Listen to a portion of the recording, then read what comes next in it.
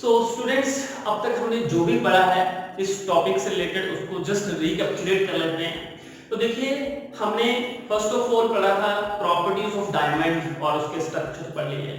हमने पढ़ा है प्रॉपर्टीज ऑफ ग्रेफाइट और उसके स्ट्रक्चर हमने देख लिए हैं। प्रॉपर्टीज ऑफ फ्यूलिन, जिसको हम बकमिंस्टर फ्यूलिन भी बोलते हैं, उनकी प्रॉपर्टीज और उनके स्ट्रक्चर्स को स्टडी कर लिया।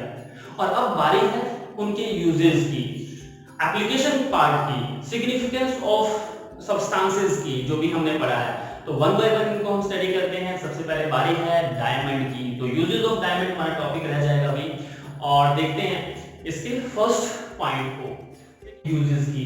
तो देखिए, डायमंड जो है it is well known that it is hardest substance non, ठीक है। तो हार्डेस्ट सब्सटेंस होने की वजह से इसके ड्रिल इक्विपमेंट्स बनते हैं, और रोक, आप इसमें रोक ड्रिल इक्विपमेंट मैंने यहाँ मेंशन कर दिया है। Marble cutter use as a marble cutter diamond का यूज होता है। ग्लास कटर में भी इसका यूज होता है। मतलब हम कह सकते हैं कि ये कटिंग इंस्ट्रूमेंट्स में एक बहुत बड़ा इसका एक रोल होता है। बहुत सारे कटिंग इंस्ट्रूमेंट्स डायमंड से बनते हैं।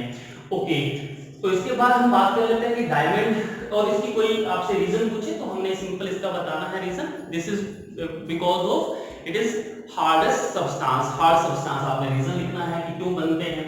दूसरा है कि डायमंड जो होता है they are used for making jewelleries. अब ज्वेलरीज बनते हैं, ऑर्नामेंट्स बनते हैं। तो इसका सीधा सा एक रीजन आपने बताना है कि इसके अंदर एक बहुत खास प्रॉपर्टीज हमने स्टडी कर ली है, जिसमें आता है ये शो करता है ब्रिलियंस। ब्रिलियंस का मतलब क्या होता है? चमकीला।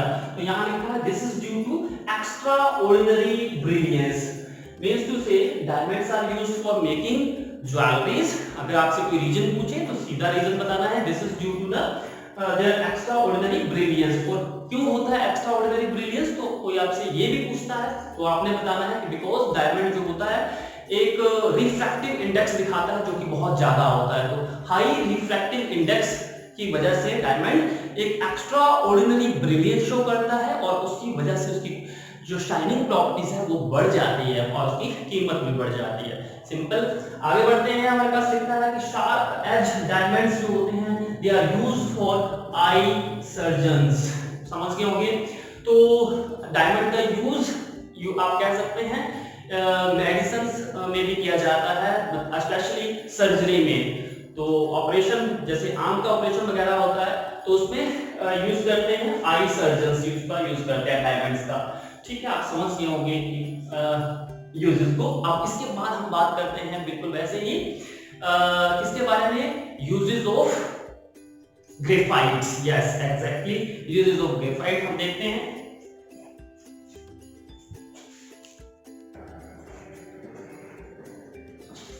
सो स्टूडेंट्स, अब हम बात कर लेते हैं एप्लीकेशन पार्ट की, मतलब कि यूजेस ऑफ ग्रेफाइट्स क्या क्या हैं। तो देखिए, किसी भी सब्सटेंस की जो एप्लीकेशंस होती हैं वो उसकी प्रॉपर्टीज के ऊपर डिपेंडेंट होती हैं। ठीक है, तो हम फर्स्ट प्रॉपर्टीज अगर ये मान लेते हैं कि ग्रेफाइट बहुत सॉफ्ट होता है, मतलब बहुत सॉफ्ट का मतलब ये है कि अगर हम कंपैरिजन करेंगे इसका डायमंड के साथ, तो ग्रेफाइट जो होता है काफी सॉफ्ट होता है। तो इस प्रॉपर्टीज का यूज कहाँ होगा? तो देखते हैं फर्स्ट प्रॉपर्टी क्या मेंशन है, क्या कहती है। Due to its softness, graphite की सॉफ्टनेस होने की वजह से पाउडर्ड ग्रेफाइट, अगर हम ग्रेफाइट को पाउडर फॉर्म में ले लेते हैं then it can be used as a lubricant. तो ये लुब्रिकेंट के फॉर्म में इसको यूज कर सकते हैं। कहां यूज कर सकते हैं? फास्ट मूविंग जो मशीन्स होती हैं या कोई भी फास्ट मूविंग सब्सटेंस है उसके अंदर एज ए लुब्रिकेंट हम ग्रेफाइट का यूज कर सकते हैं। ठीक है। सेकंड प्रॉपर्टी क्या है? ग्रेफाइट जो होती है that is used for making carbon electrode. Carbon electrode को बनाने में ग्रेफाइट का यूज होता है, as well as graphite electrode भी कहीं कहीं यूज होते हैं। और इनकी अपनी कहां यूज होते हैं? ड्राई सेल में और इलेक्ट्रिक आर्क्स में ये इलेक्ट्रोड यूज होते हैं। और वो इलेक्ट्रोड किससे मिलकर बने हुए होते हैं? वो ग्रेफाइट से मिलकर के बने हुए होते हैं। स्टूडेंट्स, एक एग्जांपल के तौर पे आपने बचपन में कभी एवरीडे के जो सेल आते हैं रेडियो में यूज होते थे, अब तो रेडियो इतने ज्यादा प्रचलन में नहीं है, और तो आपने उनको बेक करके देखा होगा। तो वहां से ना एक इलेक्ट्रोड मिलता है, ब्लैक कलर का इलेक्ट्रोड होता है उन सेल के अंदर। ठीक है, एवरीडे का जो सेल आता है तो देखिए वो जो सेल होते हैं हम कह सकते हैं वो किससे मिलकर बने हुए होते हैं, वो ग्रेफाइट से मिलकर के बनते हैं, ठीक है। तो मेन जो मटेरियल यूज होता है उसमें वो ग्रेफाइट होता है। उसी तरह आर्क के जो इलेक्ट्रिकल आर्क्स होते हैं इन ये भी आप कह सकते हैं इनमें भी ग्रेफाइट का यूज होता है, ठीक है। बहुत ज्यादा हम डिटेल में नहीं जाएंगे कि इनके अंदर की एप्लीकेशन के अंदर से क्यों होता है, कैसा होता है, वो दूसरी बात है। वो एक चैप्टर आता है 12th के अंदर इलेक्ट्रोकेमिस्ट्री, ठीक है, तो उसके अंदर वो डिटेल में स्टडी करते हैं। फिलहाल 10th में हमें ये सब पढ़ने की ज्यादा जरूरत नहीं है।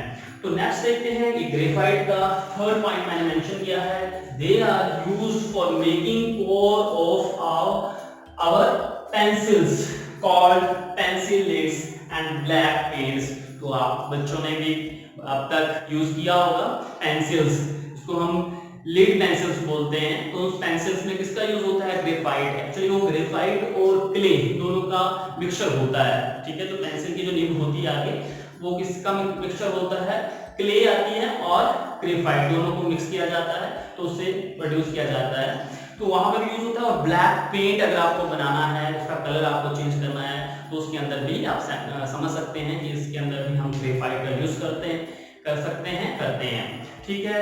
ऑल इन ऑल ये प्रॉपर्टीज हैं इसके बारे में, ग्रेफाइट की प्रॉपर्टीज थी। तो आप इनको एक बार देख लें, चाहे तो नोटिस कर सकते हैं।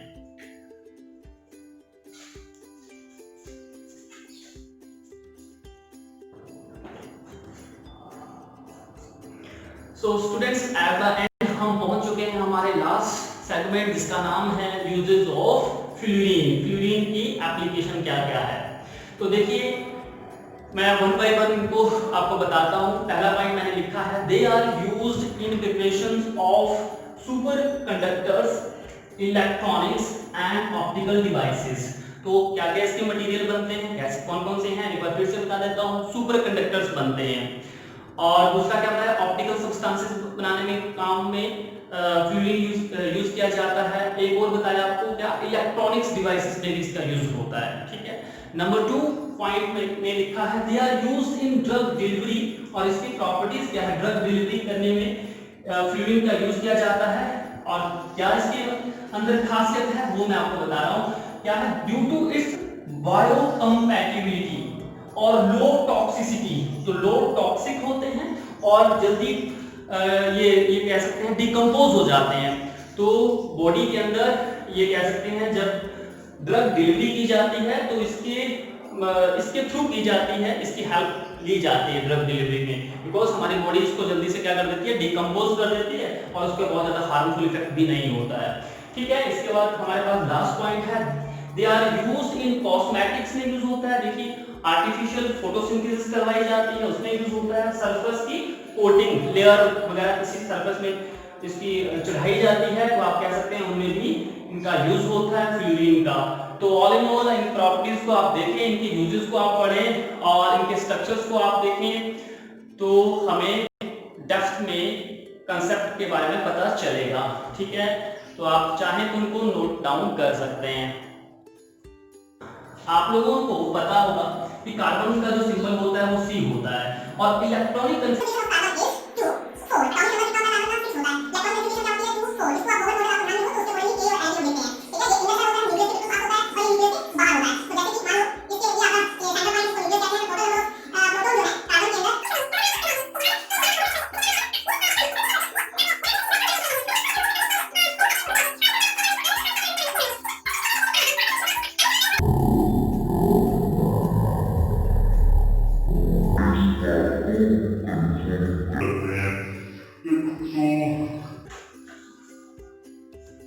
और अब देखिए इस मैं यहां लिख रहा हूं, इस कार्बन फॉर्म आयोनिक बॉन्ड, ठीक है। अब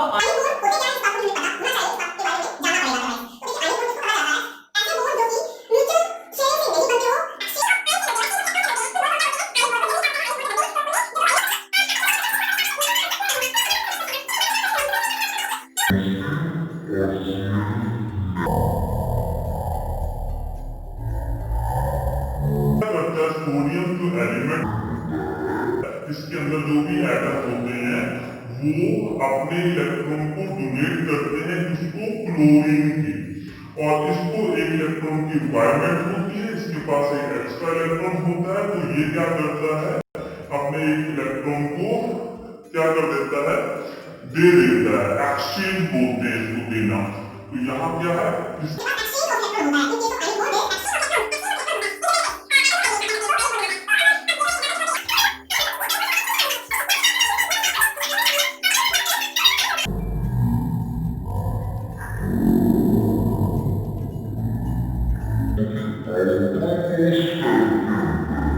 कौन से इलेक्ट्रॉन को ये लूज करेगा, तो कौन से इलेक्ट्रॉन को यूज करेगा, इस इलेक्ट्रॉन को करेगा, क्योंकि ये न्यूक्लियस के बहुत बाहर